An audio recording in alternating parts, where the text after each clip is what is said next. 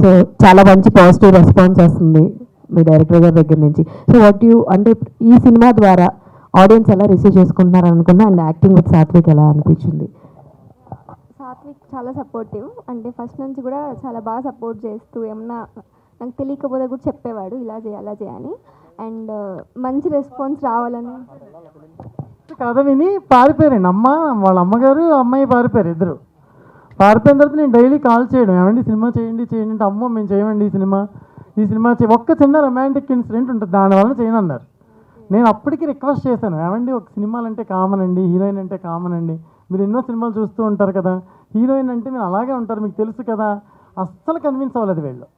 అసలు ఇంకా లాస్ట్ మినిట్లో అది బై లక్ అనుకోవాలి, అది వాళ్ళకి లక్ ఉంది, సినిమాకి లక్ ఉంది.